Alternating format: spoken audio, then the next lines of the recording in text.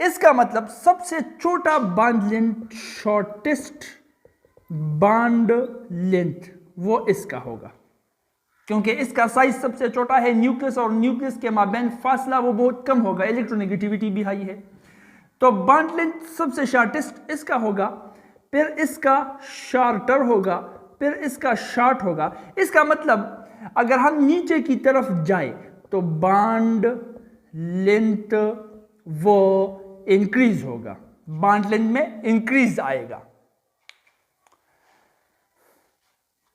ऊपर से ग्रुप 7 के एलिमेंट्स में नीचे की तरफ अगर हम आए तो बॉन्ड लेंथ में इंक्रीज आएगा, सबसे छोटा बॉन्ड ऊपर की तरफ, सबसे बड़ा बॉन्ड लेंथ वो नीचे की तरफ। अच्छा, इसका मतलब बॉन्ड लेंथ में अगर इंक्रीज आ रहा है नीचे की तरफ, और हमें पता है कि bond length is inversely proportional to the bond enthalpy, so नीचे की तरफ आते हुए बॉन्ड एंथैल्पी वो डिक्रीज होगी, क्योंकि they are inversely related.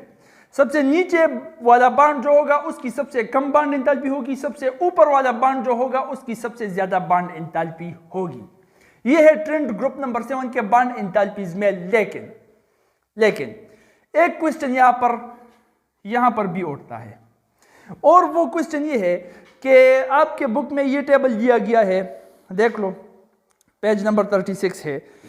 Bond enthalpies chlorine की 242 है, ब्रोमीन की 193 है, डिक्रीज हो रहा है, ठीक है। आयोडीन की 151 है, डिक्रीज हो रहा है।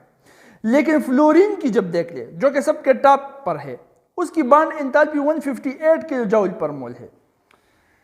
इसकी बॉन्ड एंथैल्पी वो 158 किलो जूल पर मोल है, जबकि क्लोरीन की बॉन्ड एंथैल्पी 242 किलो जूल पर मोल है।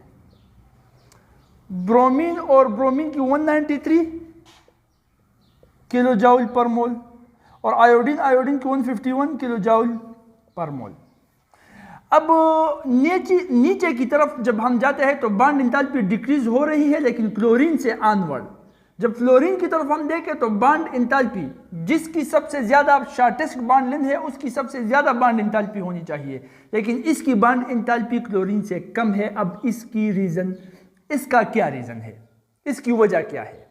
ठीक है, वो रीजन ये है कि चूंकि फ्लोरीन का बॉन्ड लेंथ बहुत शॉर्टर है, सबसे शॉर्टेस्ट है, सबसे छोटा है, तो इस शॉर्टेस्ट बॉन्ड लेंथ की वजह से, सबसे छोटे बॉन्ड लेंथ की वजह से इसके न्यूक्लियस एक दूसरे के बहुत करीब आ चुके हैं, जिसकी वजह से इसके न्यूक्लियस के दरमियान रिपल्जन बढ़ गया है, वो एक दूसरे को रिपेल कर रहे हैं।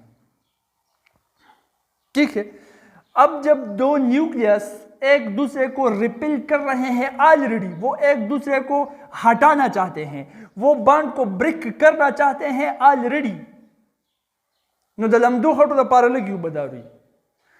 सो जब वो एक दूसरे को रिपेल कर रहे हैं, एक दूसरे को हटा रहे हैं, ऑलरेडी इसमें मदद दे रहे हैं कि बॉन्ड को ब्रेक कर जाए। अब इस बॉन्ड को तोड़ने के लिए थोड़ी एनर्जी की जरूरत होगी, जो कि 158 किलो जूल पर मोल है, क्योंकि ऑलरेडी उसमें रिपल्जन इन्वॉल्व है बॉन्ड को तोड़ने के लिए।